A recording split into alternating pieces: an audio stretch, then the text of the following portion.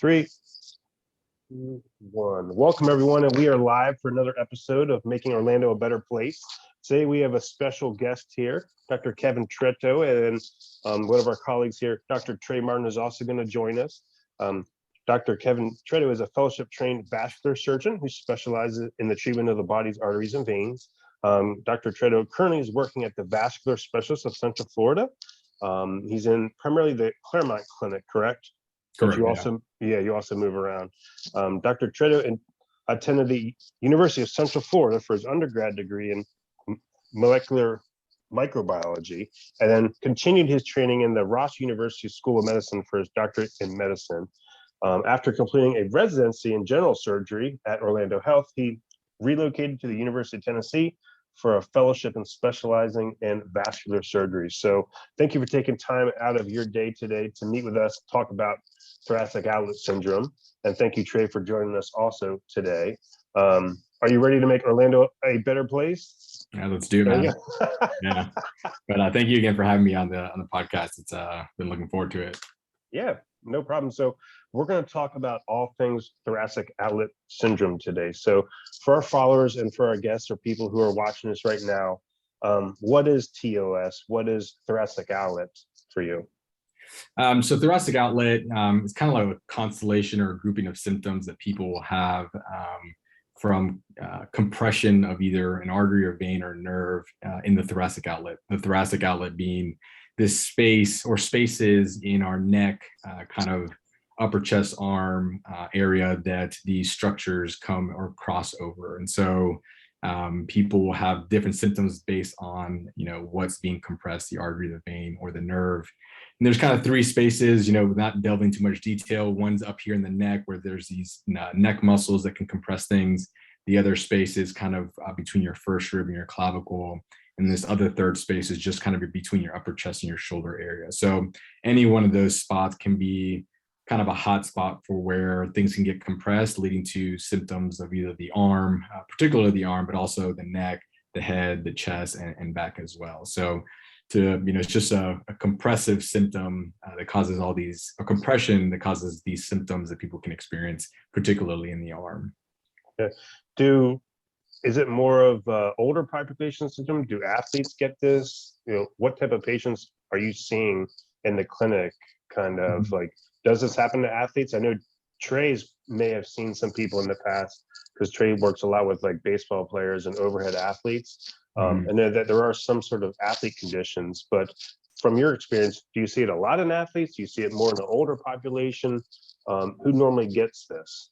I see it more in the younger population, particularly, and we'll go into this, depending on what type, but you see it in college athletes like baseball players, golfers, swimmers who use their arm and do a lot of repetitive motion. You'll see a particular subset of TOS in those patients, but usually a younger patient, if you take all comers, usually younger than 40.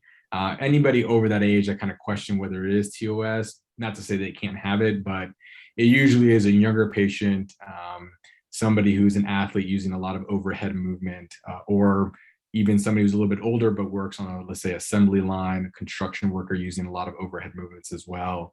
And again, depending on what their occupation is, their age, they can present with a different subset of TOS. But it tends to be a younger patient. And again, anybody who uses their arm over their head a lot. What are some of the common signs and symptoms? Like if someone's having these symptoms, what is going to trigger them to say, okay, maybe I have thoracic outlet? What are some of the common signs and symptoms or the common complaints that if someone has this, that they'll actually experience? Yeah. So, again, taking those, risk factors, occupation, if somebody has, a numbness, pain in their neck, let's say shoulder girdle, upper arm, any weakness in that arm as well, that they may be experiencing, and that more so for one subset of TOS called neurogenic. Other patients may have what we call venous TOS, where the veins are being compressed. And so they'll have swelling of their arm, discoloration, kind of a blue or purplish color, and pain as well. And then arterial, which is a very rare form of it, they'll have symptoms of kind of pain or coolness in their hand, They'll describe kind of this dead arm exertional fatigue with using their arm, but those patients are usually have no symptoms in their neck or their shoulder because it's something that happens more distal in the arm. So depending on what type you have, you'll present with those maybe 3 different categories of symptoms. Is it ever on both sides, or is it just one most of the time? It can be on both sides. I have seen people with neurogenic on both sides, which is the most common.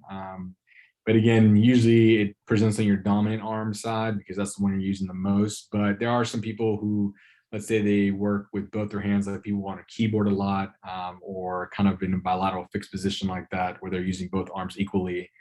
They can present bilaterally, but it's pretty rare. So Trey, You like oh, a yeah, cervical good. rib with patients like this? Say that again. Often you see a cervical rib with thoracic outlet patients. That's a good question. I don't so I don't see cervical ribs very often. It's very low percentage, maybe, I don't know, 10-15%. I do see, a first rib that's very big or broad based, and has maybe these abnormal attachments on it. But the cervical rib, even, because there are a lot of studies looking at cervical ribs and they're present in a lot of patients, even without symptoms. But I haven't been doing this very long, but I don't see cervical ribs very often. I just see a very abnormal, big, large first rib that tends to cause that compression in that subset of patients that has venous TOS, or the venous, the vein compression as their symptom. So, With your baseball guys, what are their typical symptoms that you see? so they'll be like, either it's they'll have some kind of episode where they get a lot of swelling with their arm when after they're pitching, practicing. It gets better when they rest, or at one day all of a sudden the swelling comes on and it doesn't go away. And so at that point, the compression is so severe that they've actually clotted or formed clot in that vein. And now, even without using the arm, they have no way to drain the arm, and so it swells up because the blood has nowhere to go. So that's where I've seen the venous TOS in young patients, like athletes. They present with intermittent arm swelling, and all of a sudden the arm swelling came on and it does not go away, and they formed a blood clot in that vein. Yeah, I was going to ask you, Trey, from your experience with overhead athletes and pitching and stuff like that, what are your kind of clinical symptoms or complaints that you've seen in overhead athletes who may have TOS? The main thing I hear, it's probably a little bit earlier than the full-on swelling stage, but a pitcher will start saying, I just don't feel like I can feel the ball quite as normally, which that could be from a couple different factors. But one of my mentors said he thought everyone in the major leagues had TOS. They were just on a spectrum. So he's like, some people are full-blown occluded. He's like, everyone that makes it that far, though, their scalenes are going to hypertrophy so much. The first rib's going to elevate to accommodate throwing. And he was like, I believe everyone has it in some way, but that's what we would see more is like, they would just start talking about, my fingertips feel a little off. I remember reading Matt Harvey's interview. Do you remember him with the Mets? He was kind of the first mainstream thoracic outlet guy. And with him, that's what he said. Like his arm would feel dead, and he could still throw like 95, but he just started putting his fastballs right down the middle of the plate instead of locating. And it was mild though. It wasn't like his arm was blue. So that's kind of what I see more as that kind of beginning stages that I assume would probably turn into that, but it's more like a feel thing than it is like I got all this pain. And then interestingly, I'll see same side neck tension and then a limitation of rotation away. So that's the last two things I see more commonly. Yeah. And I have seen, young athletes also present with neurogenic TOS as well. And so again, it's just that they're using that arm over and over again, high speed, a lot of workout. And again, they have changed the mechanics in that area and also have hypertrophied that side so much that they're getting some sort of compression. So that's not uncommon to also have, those symptoms maybe earlier on than when they come to me. When they come to me, they're usually presenting with, some sort of clot disorder, which they may also have a component of neurogenic as well and venous, because they've kind of exerted both those muscles up there and also form some compression in the vein as well. So you also see like malformed first ribs. Like in orthopedics, we've known there's different classifications of clavicle types and different, malformations of clavicles, but you also see there's like different variations of first ribs some are thicker and bigger that may predispose someone to getting TOS? Yeah, I mean, usually we see, I don't know exactly why some get this or, more than others, but that costoclavicular space, the space between your first rib and your clavicle, in some patients, it tends to be very narrow and small. And there's muscles that sit right under the clavicle muscle that gets hypertrophied and causes compression there. But then that in combination with a very robust first rib further kind of narrows that space. And they'll also have kind of these weird attachments from, these scaling muscles, which are those neck muscles, they attach that first rib there. And so they'll either hypertrophy or they'll have bands that come across that cause compression not only on the nerves, but also the vein as well. And so, I very often when we do these procedures, which is kind of one of the later steps, we'll see the rib and it is very wide. And you we'll always have their arm in the field and we'll raise their arm and we put our finger into there and it just squeezes down on your finger, and it makes it very obvious as to why this vein had a very hard time draining the blood or why the nerves are so compressed and angry in there. I'm curious with that too. Do you guys look at the opposite side too to see, like, is it more of a genetic thing where they just have a bigger first rib, or is it repetitive loading causes the bone to be a little bit thicker more than a normal person? Is that it more so, or is it just bad genes? I have to assume that the rib on the other side is probably the same.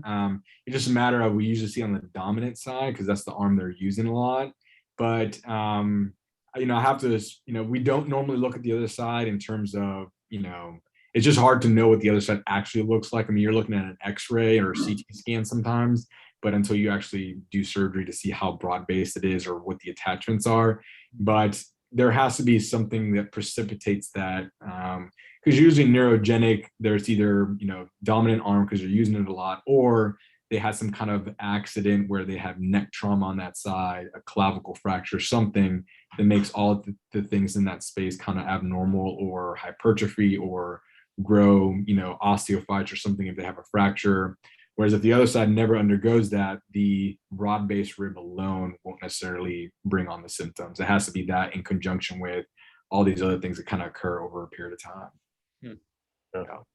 So let's touch in a little bit with, we can keep it basic too. We don't have to get into like different like diagnosis testing and what test you do, but how do you differentiate between artery versus venous versus neurogenic versus like an orthopedic case? Is there any signs and symptoms or things that you look for that, okay, this is more neurogenic, this is more arterial versus, ortho versus artery versus vein? Anything specific that really jumps out to you for each one of those?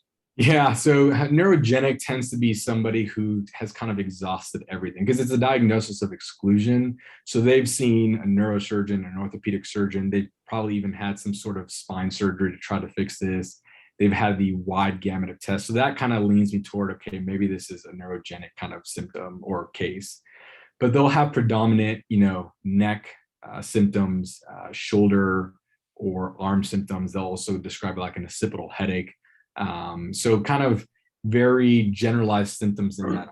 If they have just forearm hand symptoms, sometimes I think more of a radiculopathy, like a single nerve problem, like carpal tunnel, something like that. But they'll have this very generalized array of symptoms in their arm, the entire arm, neck pain in particular, and they'll be very tender in those particular spaces when you examine them.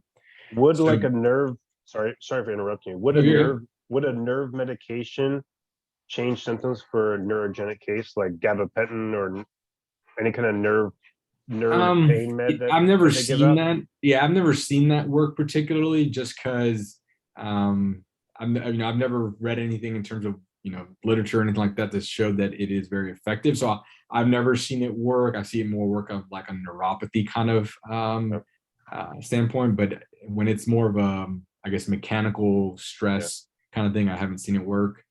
But again, those are kind of the symptoms I look for in terms of, and also their history.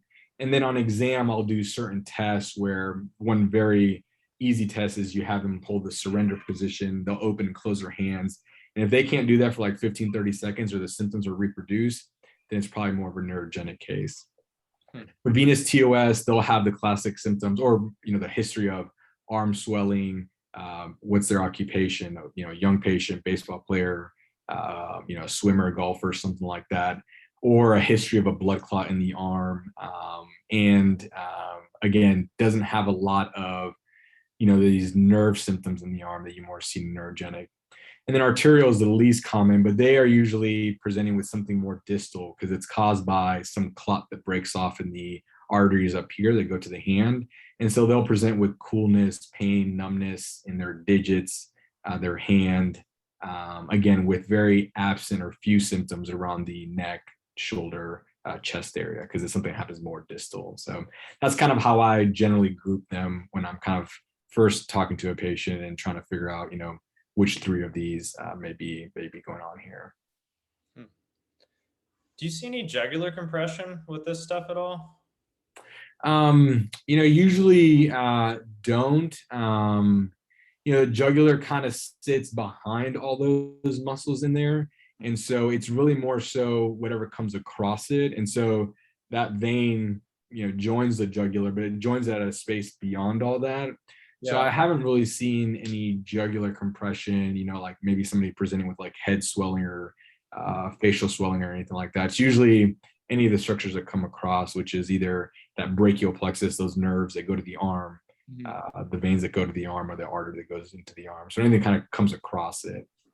Okay, so you don't see much like retrograde venous symptoms where it kind of kinks at a distal point and causes problems up the chain into the head and neck very often? So no, I don't see that, but that's a good question because we do see patients, let's say if it's very chronic or been going on for a long time. I just had a patient recently, he's had a venous TOS for 15 years. He has these huge veins on his chest that have just formed over time to kind of compensate for that narrowing, but it drains or joins back into space where everything more central to that is draining fine. So it doesn't reflux or go back up to the head. It just continues on down to the heart. But that is something that you see where you have a compression here, and you'll see a lot of veins around somebody's chest, kind of upper chest, shoulder area, because they're trying to find other ways around that narrowing or blockage.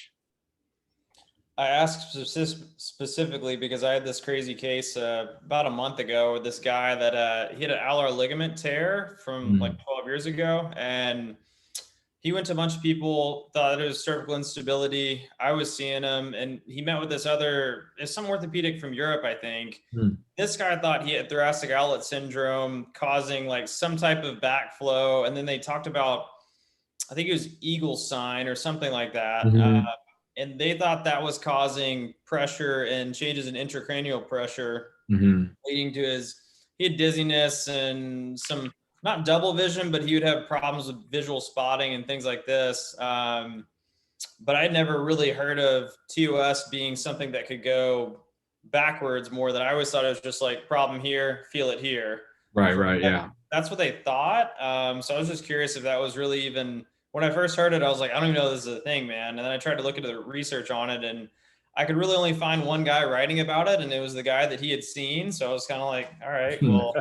I know, it's like one of those things, once you find something, you put your stamp your name on it. I mean, that's not, because there's so many ligament, the thoracic outlet is a very tight space with a lot of things that come across it, and any sort of trauma there, whether it's, across that space or even from the spine to that space, I mean, I could see how it could theoretically cause compression on any one of those structures that come across there.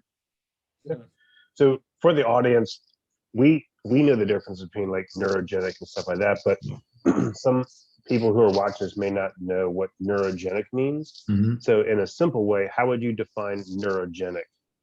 Neurogenic is just when you're having, generally the symptoms caused by compressions of the nerves. And so that's the most common. It's like 95% of cases where the nerves, they go to your arm, your upper chest, your back, are compressed by either these muscles or some kind of, connections or scar tissue around that area. So that's the neurogenic, just means you're having symptoms of nerve compression. Venous being vein, you're having symptoms of vein compression, where you get that swelling, blood clots, etc. And then arterial just meaning artery, where you're having, some sort of symptoms or sequela of the artery having a problem. Either it's narrowed or you're having some clots that are shooting down the arm that's causing some sort of arterial symptom. So those are kind of the general terms we'll use for describing any one of those three structures that come across that area. So what is the best test that you use to clinically define or, to properly diagnose someone? So like we had a patient come in here and they actually had a case of Parsonage-Turner syndrome. And I've never seen a clinical case of this. He presented with all the symptoms of thoracic outlet, except significant muscle weakness wherever the lesion was or the damage was along the brachial plexus. So I had to go through research on what's best evidence to treat this stuff. But I'm sure you see a lot of different cases with differential diagnosis, but how do you confirm the diagnosis of TOS where you run X tests and then, okay, this is TOS, or is it a diagnosis from exclusion, or do you rule in or rule out some random things like Parsonage-Turner syndrome, or how do you clinically or even diagnostically diagnose that neurogenic TOS? Yeah, I mean, neurogenic for sure is very difficult because it, like you said, it's the diagnosis of exclusion. So, I mean, the way I do it is, again, a full history and exam that kind of lets me know maybe what's going on. But there are some criteria that we've kind of developed where if you have, if you had symptoms for a certain amount of time, like 12 weeks, and you have these symptoms in these 4 or 5 different areas, it may clue me in. But, after that, I'll just get I usually get an x-ray to make sure there's, identify any structural abnormalities. And then I'll usually get a nerve conduction study to make sure they don't have a radiculopathy or some spine problems, so that could, because if that's positive, then that can be particularly addressed by a neurosurgeon. But if those things are negative, and I'm kind of trying to still figure it out, I usually, what I've done is do a scaling block where essentially they inject a local, like an anesthetic near those muscles to kind of relax them and to see if they get relief of symptoms. And that's actually been shown to be very predictive of how well they'll do in surgery. And so that's kind of, if my history and exam is very clear cut and they have all the symptoms, then I'll maybe sometimes forego that. But if I'm kind of on the fence, I'll do that test and then kind of give me some kind of more confirmation that this is, neurogenic TOS. What's in the scaling block? Is it it's like a long lidocaine? Is it a muscle inhibitor? Like, yeah, it's like lidocaine. It's or a very similar medication where it's long acting. And so it's just, like lidocaine that you'll get at a dentist or a doctor's office, et cetera. And so it just, numbs up that area and kind of releases and relaxes those muscles. And it'll give us, they also use Botox as well, which is also a relaxant that just lasts a little bit longer, but it'll kind of relax that area and give you some kind of, you're trying to recreate what it would be like if you released or removed all the tension there. And the last patient I did, actually the first patient I did, she had significant relief of symptoms. And I was kind of on the fence about her diagnosis. And so I was like, okay, well, maybe this is really neurogenic. So that's how I would kind of diagnose that. The venous is a little bit easier, I guess. I usually, with that history of a clot or swelling, I'll get an ultrasound to see if there's any blood clot or narrowing there. And then either a CT scan looking at the vein will show the compression, or traditionally I'll just bring them into the office and do a minor procedure where I shoot dye in the arm and I hold their arm in those different positions and I can literally see the vein pinch kind of in that space. And then the arterial, again, an ultrasound of the arm to see how the blood is flowing, to see if there's any narrowings. And then a CT scan will kind of show me the arteries if they're narrowed or if they're what we call enlarged and have formed clot in them. And that's where all that clot is coming from and shooting down their arm. So the venous and TOS a little bit easier to diagnose because there's pretty clear-cut tests to kind of see the anatomy. But the neurogenic, you kind of have to take all those things in together to kind of piece together the diagnosis. Yeah. We asked that question because we had a really interesting case a couple years back. This young softball athlete, pitcher, 16-year-old came in with like shoulder pain. Everyone did surgery on her shoulder. There was nothing in there, but she couldn't throw, she couldn't pitch. And it was crazy because she actually presented like a frozen shoulder. And I was like, people are going to think I'm crazy, but she presents like a frozen shoulder. And then I plateaued with treatment. And then with frozen shoulder patients, I always treat the neck and like upper ribs also. So then she started getting better a little bit. but we kind of plateaued with treatment. And I was like, people are going to think I'm insane, but she almost has like thoracic outlet. And we tried to find a thoracic outlet. This is years before I even knew you.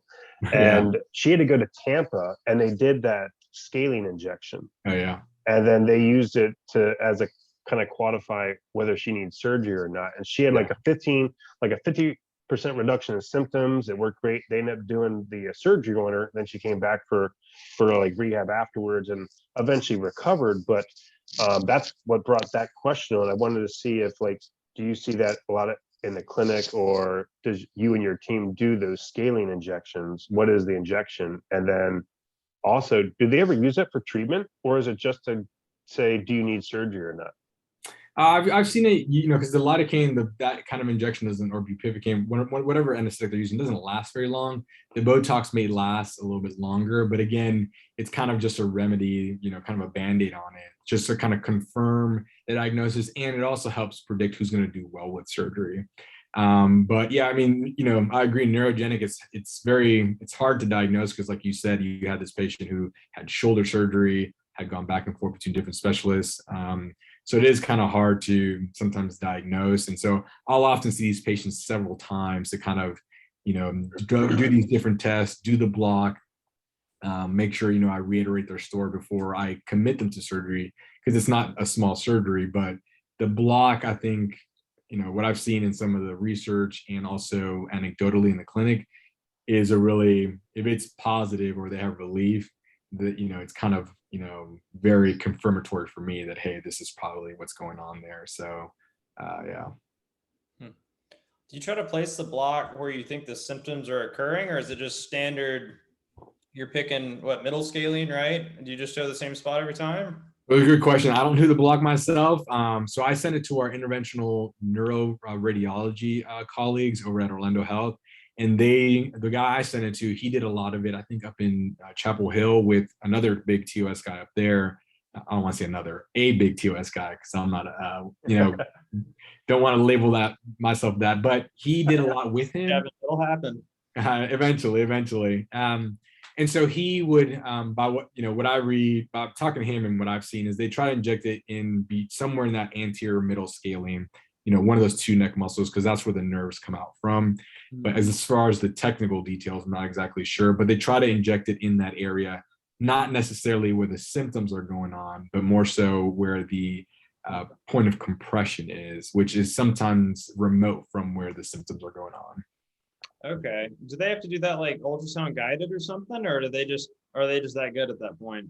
No, I think they're using ultrasound guidance. I don't think they use CT. I think under ultrasound, you can see pretty, I've seen ultrasound guided nerve blocks before, and it's pretty good picture where you can see the nerves and the bundles, and the needle tip is very bright, and you can kind of direct it exactly where you want to around that area. Yeah. That's pretty cool. Yeah. Let's talk treatment. So obviously the most common type is that neurogenic type, but if you had 10 neurogenic cases of TOS in front of you, what type of treatment options do they have? Do you always test the injection to see if they need surgery? Do you ever try physiotherapy? Is there a medication treatment approach? What are the top 5 or top 3 to 5 treatment options for neurogenic PT or neurogenic TOS?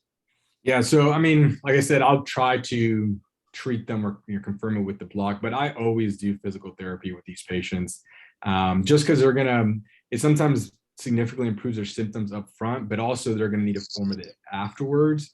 And so I usually, we had a TOS guy where I did fellowship, but then when I moved here, I didn't really know anybody, and then we met because of issues that that I saw you for. But I usually try to send them to somebody who does TOS that can maybe help them with the physical therapy aspect, not only for relief of symptoms, but even after the fact, so they can maintain that. So I usually try that for 6 to 8 weeks before I commit anybody to some kind of procedure. And again, you guys are obviously the specialists in that, but it's really, from what I've seen, is they've kind of lost some sort of mechanic in terms of their stability or going on in either their neck muscles or shoulder girdle, their spine. And also I've seen with and for whatever reason, they'll have an element of breathing dysfunction. And so they're using a lot of their accessory muscles in their neck and their kind of upper chest area to breathe, which also may cause hypertrophy of that area. And so those are kind of the two things I send them to physical therapies to, one, correct those things to see if they have relief before we go for surgery. And then even after the fact, they're going to need a form of physical therapy to maintain that and also to kind of recover from their surgery. So I always try physical and even occupational therapy first, because there's a lot of things they may be doing at home that's just setting them up for having these symptoms, ergonomics, how they're doing their work, how they're sitting in a chair, etc. So I'm glad we've met, because now I can maybe send them all to you guys. But I always try that first, because if I can save somebody a surgery, I love to operate, but if I can do that first and they get relief of symptoms, I'm happy for them. Great. We save a surgery for never or for some other time when things are resistant to treatment. Yeah, when I was asking that question, I had a Freudian slip. I kept saying physical therapy. Like, it's like treatment, physical therapy. Anyway, Physical therapy, is it ever medically managed, like through medications at all? Or is it pretty much conservative or operative?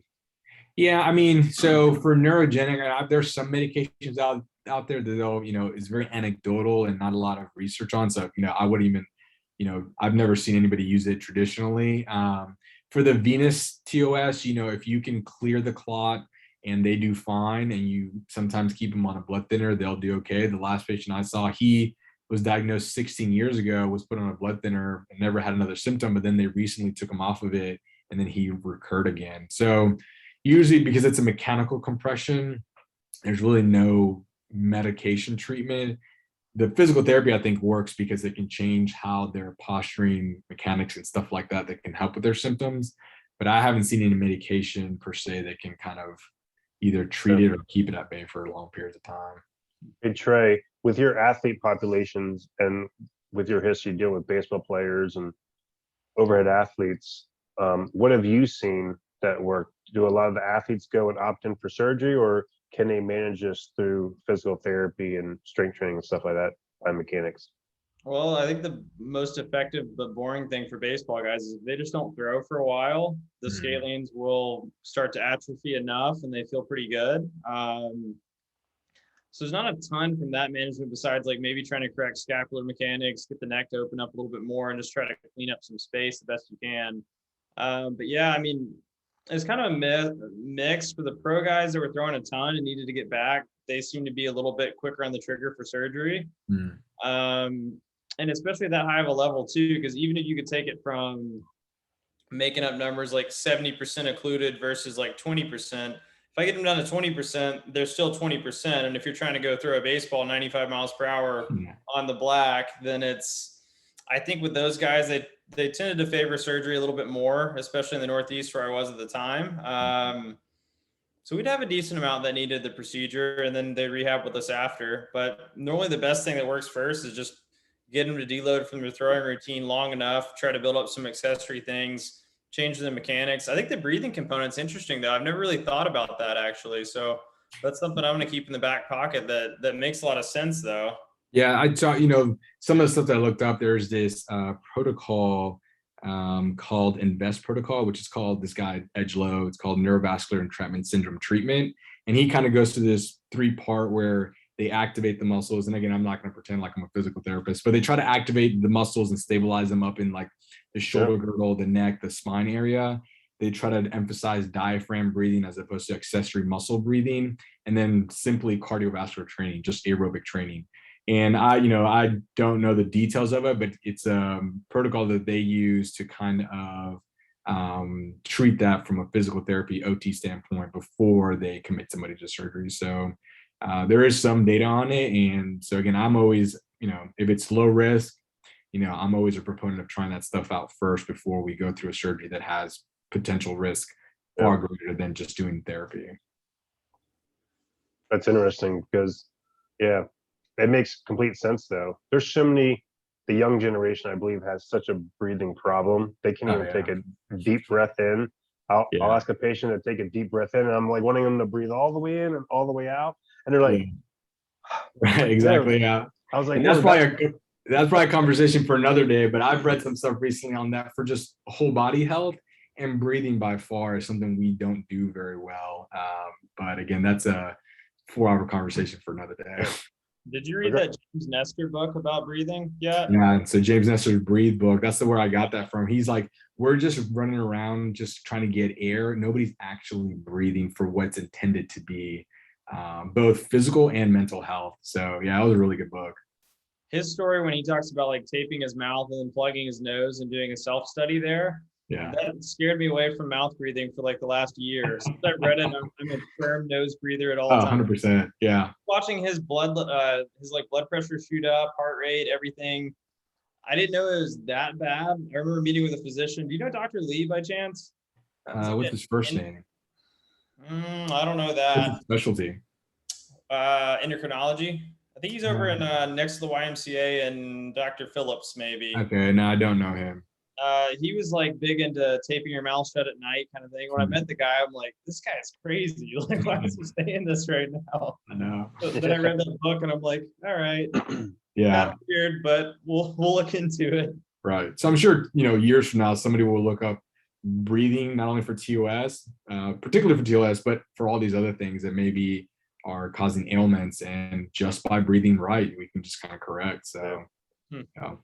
It's interesting from a treatment standpoint, from the physical therapy side of things, there's a subset of TOS patients that used to not respond to physical therapy services. And those are the ones that we try everything, we exhaust all options, but we plateau a treatment or they don't respond to treatment good. And we send them to like physicians, and that's when they did the injections.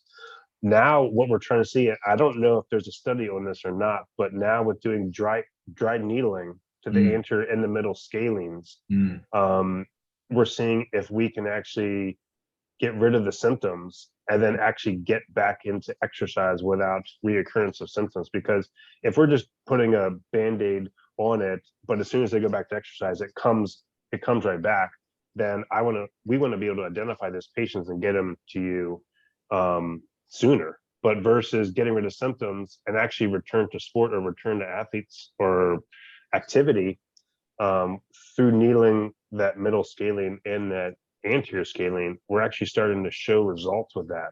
Really? It's pretty interesting stuff. I have a case right now that it took her 3 months before she could start exercising.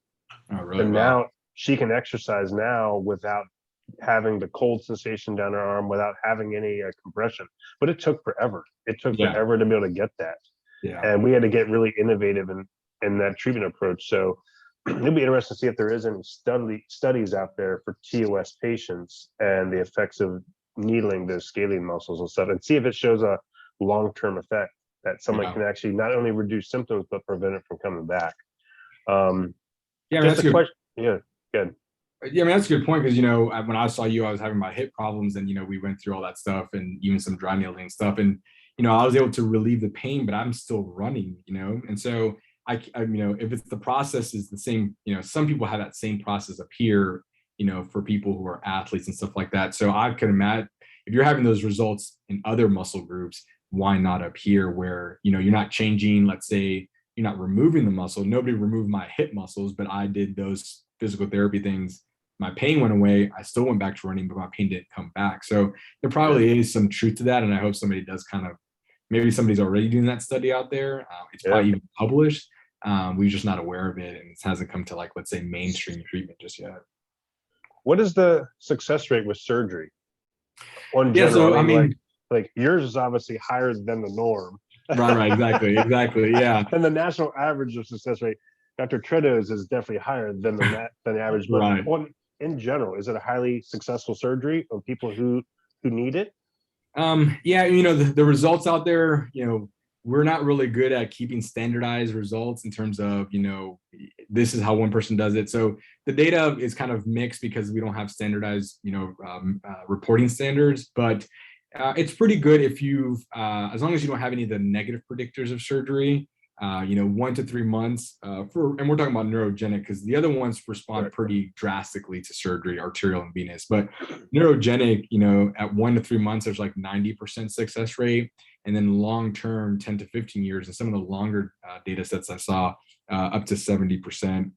And then some other studies looking at mid to late outcomes, if you take all the studies together, looked like 60 to 85%. So again, as long as you don't have any negative predictive factors, surgery does pretty well in terms of relieving your symptoms and staying symptom free. But again, we're also, well, what's relief of symptoms? Is it 90% better? Because we're saying you're 90% better, 90% it works if you're 70% better, so we don't, it's very subjective. And so it's kind of hard to say, well, how do you measure people having success? But over on a general sense, those are kind of the numbers when you look at surgery, somewhere 60 to 85%, staying pain-free for long periods of time, being able to go back to work and stuff like that. I always hate that it doesn't work for. What was that? What happens to the ones that it doesn't work for? What do they do after surgery? So some people will, it depends on their symptoms. Some people will reoperate on them, depending if they find that it was an inadequate decompression. There's other points along or different spaces where you can release kind of some of the spaces as well to see if that gives them relief. I've seen patients where they have TOS symptoms, you decompress them with removing those scaling muscles in the first rib, but they're still having some kind of radiculopathy. And so we'll go to this other space kind of between the shoulder and the chest to relieve the muscles that are kind of compressing things there as kind of a last resort. And so, and also, again, trying physical therapy even after that. But, that's why in the first operation, you want to just make sure you do a full extensive, what we call decompression, to try to maximize the outcome. And then maybe another procedure to try to, give them some other hope of trying to relieve another point of compression. Maybe that's where their symptoms are coming from. But I think those are really hard patients to kind of manage, those that have already had surgery and then they're still having persistent significant symptoms, their symptoms come back. But you also said this earlier, that injection into the scalene is a positive response to that injection shows a high probability that they'll benefit from the surgery, correct? Correct. It says, yeah. Go ahead. Sorry, go ahead. That was spoken correctly, right? So for like people who maybe watch us who have this or told that they need surgery, they need to go try that scalene injection, because if they have whatever the qualification is, a 50% reduction of symptoms or more with that injection, that shows a high probability that you may benefit from the surgery, correct? Correct. Yeah, I think it's around 70%. They'll be a positive responder to surgery because it's kind of confirmatory that, hey, it is the scaling muscles, and so if we remove those, you're probably gonna have relief symptoms. So that's why if they're on the fence about surgery and I'm not clear cut on their diagnosis, I'll get that to see. It'll tell me that they're gonna respond positively and have relief after surgery. Perfect. Do you have any other questions, Trey? Yeah. Do you ever see someone that has like a combo where it's more of a cervical radiculopathy with TOS at the same time and it kind of blends together? Yeah, I have seen some patients get, well, I have my last patient I treated, she had spine surgery and she got some relief, but still had significant symptoms. And so at that point, and she had an EMG study showing that she had a particular radiculopathy, meaning she had a nerve root that was being compressed. So she got better somewhat, but then I think once she got better from that, she was so focused on these new symptoms that it almost seemed like she reverted back to where she was before. But I have to assume that she got better from that. But now this is what was also bothering her as well and became so focused. And so I decompressed her and she got significantly better. So I think some patients do coincidentally have a component of both a kind of single nerve root problem from the spine and some TOS, kind of all the nerve root symptom. Yeah. Perfect. Any other questions, Trey? No, this has been great.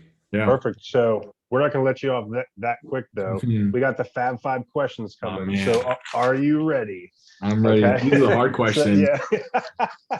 So the first one is, what is your favorite restaurant in Orlando? I have to say this is it because I eat there so much. It's this place called Hungry Pants. It's actually Soto area, like Michigan and Orange Avenue. It's like this plant-based, because I'm plant-based, restaurant where, and I think it's local as well, where they have, because everybody always thinks about plant-based tofu and it's like, oh, that doesn't taste like anything, but they actually do a really good job of preparing it. A lot of that stuff is clean, organic, like farm to table kind of stuff. And it's close to my job. So that, I say that because I eat there the most throughout the week. So that's probably my favorite restaurant right now. Yeah. We have like a running list right now of the top restaurants, and normally you'll get like Enzo's on the Water, you'll get Hillstone, you'll get Kabuki Sushi, which we tried recently. Kabuki Sushi is really good. Yeah, they're really good. So Yeah.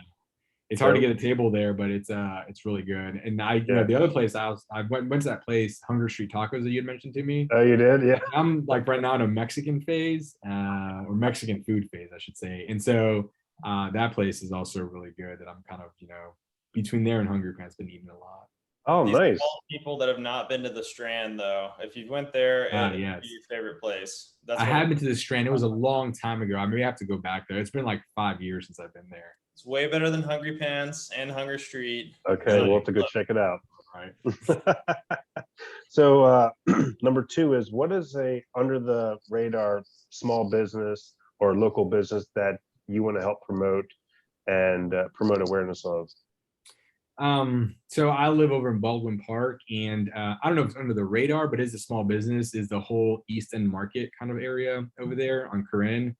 I mean, that place is just awesome. They have, Winter Park Biscuit Company, I think Lineage Coffee, Farmhouse, all these kind of, local restaurants there and under one roof that good, really good food. And it's a nice, like, local feel. And they also have some, I think, a wine shop there, some furniture store. So I know it gets really busy on the weekends, but I think because I live there and I like the whole setup, that's one place where I would say everybody needs to go check out at some point. Domu is another good restaurant there that has a lot of like ramen kind of style food. Cool. And so everybody go check out East End Market. It's a pretty rad place. There's a little cocktail bar on the top now too that's pretty good. Oh, really? Yeah, and they have a tasting menu, I think, with the restaurant across from it. They just opened it probably 2 months ago, I think. Yeah, that's Gideon's cookies though. What was that? Do you try Gideon's cookies? Have you seen I have tried them once, and I stay away from them because I will eat them all. So if anybody wants a good cookie, go to Gideon's Cookies. But I didn't know they had that up top, so I'll have to go back there and check that place out. So on average, how many hours of sleep do you get a night? Well, I try to get seven. I think 7 hours is the ideal for me, 7 to 8. Just because that's when I've noticed that I feel the best and I'm not cranky the next day. I feel rested. So for me, I probably have to plan for 8 so that I get 7, because I know there's some margin there, but that's what I've found over my 30 years of life trying to figure out my sleep cycle, that I function the best after like 7 or 8 hours of sleep. Yeah, I'm a 6 to 8er. I have to get 6 to 8. I feel like I'm going so hard all week that if I get anything less than 6, I'm like not feeling optimal. I'm not feeling great. I always envy those, like my friends I have that work out hard. They work hard. They can like function with 4 hours of sleep. They can stay up till 12 o'clock reading, and then they sleep for 4 hours, wake up, read more, do something. Like, I wish I could do that. You can get so much more done. I just can't function. Yeah, I'm not. My REM cycle's not that short, or my sleep cycles aren't that short. I need like a full 8 hours. But what do you, Trey? I have to be in bed for about, kind of like he said, if I'm in bed for 8 hours, I probably sleep 7. My Whoop strap tells me I'm more at like 6.5 to 7, but I feel great if I actually get a full 8. Past that's too much, so I'm drowsy all day. Yeah, I'm the same here. So my Whoop is what I use a lot, and it's just like for people listening, a fitness tracker, and that has been the game changer for me to regulate my sleep. Before, I didn't really know what the hours of sleep were doing for me, like if I got 6, 4, 8, but now seeing some feedback, I'm like, okay, I need to get 8 hours of sleep. Yeah, and I feel it the next day as well. What's your recovery today? Do you know? 68%. Yeah. Oh, I got you. I'm at 85, I think. I'm in the green, baby. I'm in the green. I noticed with that thing, it's made me not want to drink ever again, because even like 1 or 2 drinks, I'm down in the 40s. 3 or 4 drinks, it's like 1%. Are you even alive right now? I'm like, this exactly. is not good. And again, not that I'm an alcoholic or anybody here is, but I agreed. Like it keeps track of certain things that you do throughout the day to tell you what your recovery is, and drinking even 1 drink or 2 is the number one thing that just drops my recovery and makes me feel horrible the next day. So I used to have a glass of wine or, have a few cocktails on the weekend. I even try to avoid that just because I want to be green the next day, and I just want to feel better. That's interesting. So obviously it's not measuring alcohol, but it's measuring the effects of what alcohol does to your body that gives you a lower rating then. Yeah, it monitors, and I see it. My heart rate goes up when I drink alcohol by like 10 or 15 beats per minute, and that in and of itself is how they calculate this recovery score. Oh, interesting. Yeah, and so I see my heart rate go up significantly after alcohol, and I know it. When I go to sleep, I can feel it, but then I feel really bad the next day. So when it uses that as a predictor of what your recovery is, or one of the measuring things. Yeah. It also measures heart rate variability really intently, which I don't think is an exact science yet, but my understanding is the higher your variability, the better your cardiac fitness, the better you recover, all that stuff. I think there was a Harvard study on it recently that I looked into that, but I couldn't find like what a norm is. Like, I don't know if 100 heart rate variability is good or 40 is good. I think it's kind of all based off of you. Yeah. But if your heart rate variability is low, which it always is after, like, you can literally have 1 5-ounce, like, American Heart Association approved glass of wine. Yeah. You're not going to be in the green. 100%. It's in the red. It doesn't happen. That's funny. If you lie to it, I have like questions. Did you have a drink last night? I'll put no. And it's like 40% recovered. Go to bed. Like, all right. So it knows. You can't even lie to it anymore. I know. Indeed. That's perfect. Last question. What book are you reading right now? Ooh, it was a good question. Angela Duckworth wrote a book called Grit. It talks about passion and perseverance.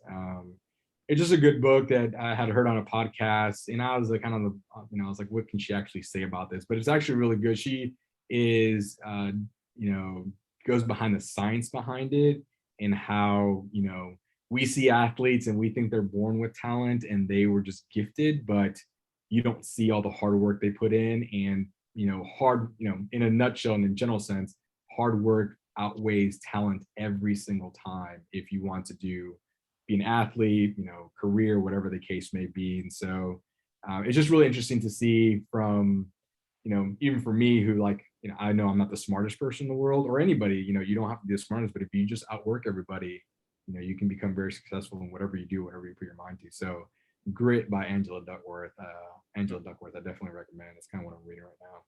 Well, perfect. Thanks again. We're pretty much maxed out on time. Yeah. Thanks again for taking time out of your day. If anyone wants to try to find you or is struggling with TOS and wants to, schedule a consult with you, how can someone find you? Yeah, so our practice is called Vascular Specialist of Central Florida, and the website is simple. It's arteryandvein.com. They can go there and get learn some stuff, because we have some information there, and then also make an appointment or learn more about the practice. And then I have an Instagram account, Kevin Treto MD is my account. They can find me there if they want to send me a message or see what I'm doing lately, which I just started it up. They can find me there as well. So either one of those places, Kevin Treto MD or arteryandvein.com. Perfect. I'll put the links to everything below the video here and stuff like that. We'll have to have you back on and talk about vegan athletes training with vegan and the whole science behind it, because I know that's a hot topic for you and stuff like that. We'll get back together and maybe talk about breathing, and then talk about plant-based diets. Yeah, just go injure yourself and come back and see us, and then we'll start talking about it. Well, I will. Trust me, I got a run coming up, so I will probably see you here in the next few months. Okay, well, perfect. Thanks again for taking time out of your day and making Orlando a better place. Likewise. Thanks, guys. We'll see you, Kevin. Yep. Yeah.